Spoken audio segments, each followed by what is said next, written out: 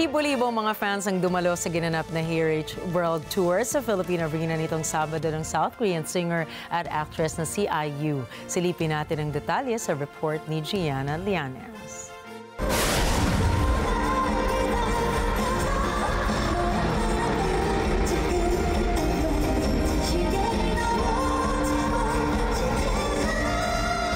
Sa muling pagbabalik ni IU sa Pilipinas ay kanya-kanyang paandar sa outfit, banners at props ang mga Filipino yuenas.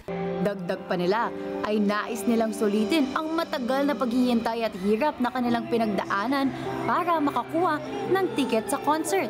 Panalo naman sa saya at tuwa ang buong oras ng concert na nahahati sa 5 bahagi na hypnotic, energetic, romantic, ecstatic at heroic.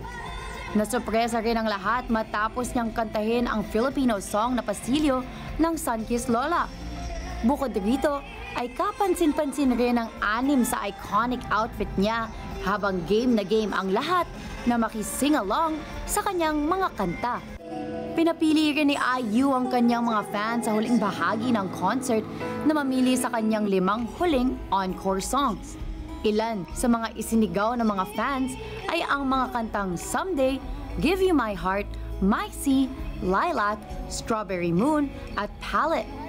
Samantala, sa pagtatapos ng show ay binigyan ni IU ng 300 points ang Filipino fans at tinawag pa niyang Best Audience Ever. Gianna Llanes para sa Mata ng Agila International. Trusted, connected, on point.